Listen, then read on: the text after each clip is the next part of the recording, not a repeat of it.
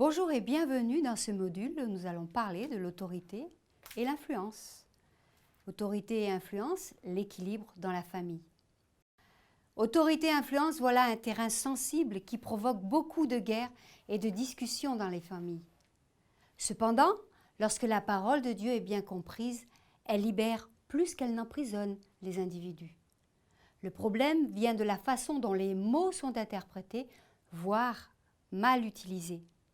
Alors, parlons de ces fameux versets qui parfois font regimber. Colossiens 3, par exemple, au verset 18. « Femmes, soyez soumises à vos maris comme il convient dans le Seigneur. » Le mot « soumise » vient du mot grec « upotasso » qui veut dire se soumettre dans une attitude volontaire de donner, de coopérer, d'assumer des responsabilités, de porter une charge. L'apôtre Paul nous parle de soumission comme il convient dans le Seigneur, c'est-à-dire selon ce qui est acceptable dans le Seigneur. Alors disons qu'il est question de soumission volontaire dans le but de coopérer dans sa part. Il n'est aucunement question de servilité, de despotisme, c'est justement ce qui n'est pas convenable dans le Seigneur, ce qui n'est pas acceptable. Dans le cœur de Dieu, il n'y a pas d'oppresseur et d'oppressé. Jésus lui-même n'est pas venu en dictateur, mais en serviteur. Il n'est pas venu en dominateur, mais en serviteur. Maintenant, prenons 1 Corinthiens 11, verset 3. « Je veux cependant que vous sachiez que Christ est le chef de tout homme, que l'homme est le chef de la femme et que Dieu est le chef de Christ. » Il semble évident que l'homme a reçu un rôle d'autorité. C'est bien ce que nous venons de lire. Cependant, si l'homme a reçu un rôle d'autorité officiellement délégué par Dieu, la femme a reçu un rôle d'influence officiellement délégué par Dieu également. C'est ce que nous allons voir maintenant. Genèse 2 au verset 18 nous dit « L'Éternel Dieu dit, il n'est pas bon que l'homme soit seul, je lui ferai une aide semblable à lui. » À ce mot aide qui a fait couler beaucoup d'encre et surtout d'incompréhension. Aide vient du mot hébreu ézer qui se traduit par aide, secours, secourir et aussi quelqu'un qui aide. Mais il vient aussi de l'hébreu ézer kenegdo qui lui veut dire vis-à-vis, rocher, qui aide quelqu'un dans le besoin. Dieu savait que l'homme avait besoin d'une aide et la femme est devenue son aide. Non pas celle qui va lui servir de bonne à tout faire, mais son partenaire, son associé, son secours, son complément, celle qui est faite pour l'influencer et pour combler son besoin de relation, pour le secourir dans ses faiblesses.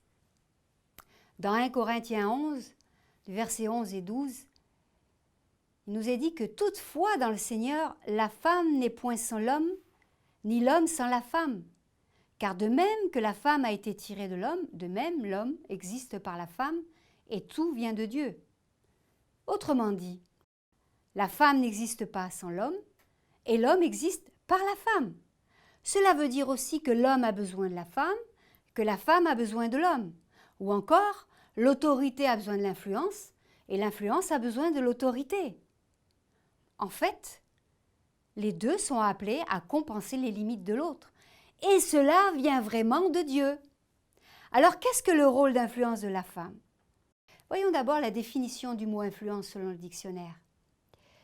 Une influence, c'est une action généralement continue qui s'exerce sur quelque chose ou sur quelqu'un.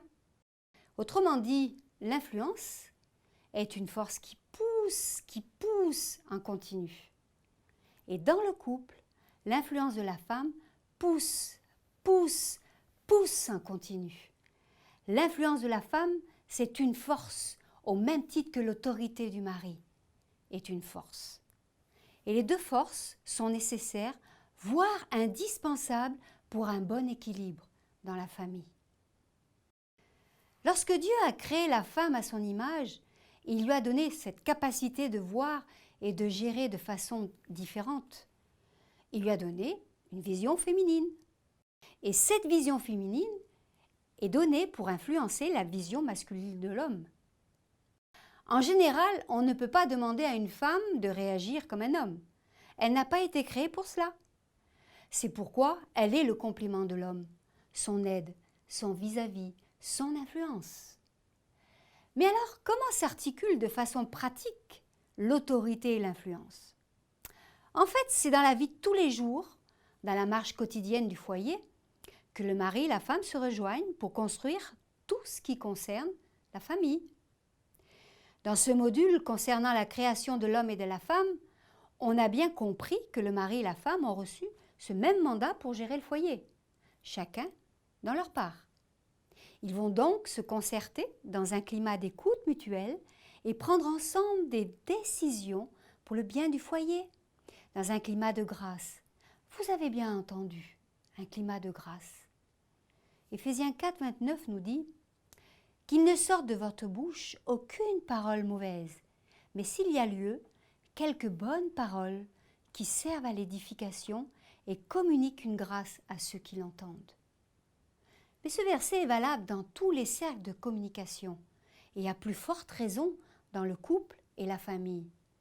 Lorsqu'il arrive que dans un couple, les deux conjoints ne sont pas d'accord, c'est bien là qu'il faut faire attention à ce qui sort de la bouche. L'amour est un sentiment délicat, il ne supporte pas une atmosphère chargée de reproches, d'agressivité, de colère.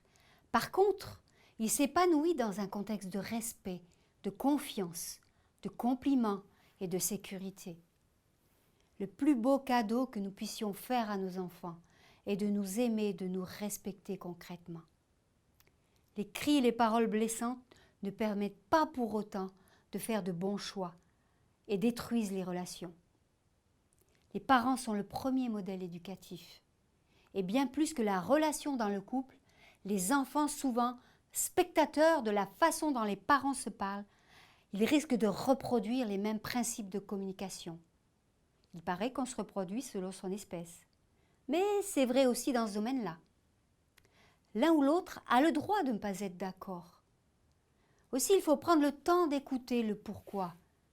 Mais c'est ensemble, dans un climat de grâce, que le couple va prendre les grandes décisions concernant la famille.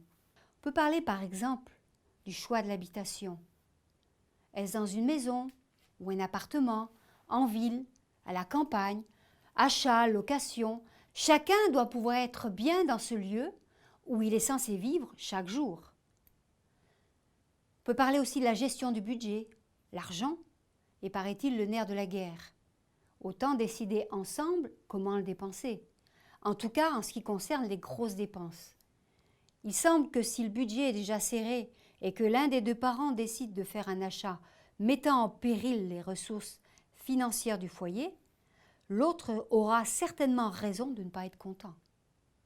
On peut parler aussi des choix concernant les vacances, les temps de repos, le choix de l'école pour les enfants, les critères de correction des enfants, le qui fait quoi dans la maison. En bref, tout ce qui fait la vie de la famille. Dans le partage des décisions, il y a beaucoup plus de chances de recevoir un peu plus du conseil de Dieu, parce que l'homme n'a pas tout reçu, comme la femme n'a pas tout reçu. Maintenant, il existe ce risque pour la femme de mal utiliser son influence. Et oui, tout comme l'homme peut mal utiliser son autorité, la femme peut mal utiliser son influence. Le Proverbe 14, verset 1 nous dit « La femme sage bâtit sa maison, et la femme insensée la renverse de ses propres mains. » La traduction de ce proverbe en français courant nous donne une pensée encore plus significative. Écoutez bien, une femme pleine de sagesse assure la solidité d'un foyer.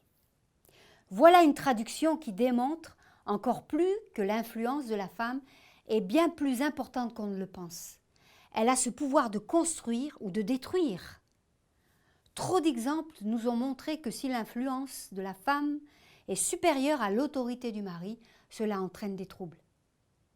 La famille est en danger lorsque l'autorité du mari est inférieure à l'influence de la femme. Cela peut provoquer la démission de l'homme et détruire l'image du père. La femme toute puissante et dominatrice pousse ainsi son époux à ne pas assumer son rôle de père et d'époux. Son rôle d'influence prend le dessus à cause de la démission de l'homme et tout le foyer est déstabilisé. Je me rappelle de cette femme qui se plaignait de ce que son mari ne s'occupait pas de son enfant. Oui. Cet enfant ne lui obéissait en rien et de plus lui manquait de respect. Après un court entretien, nous avons découvert la raison à cela.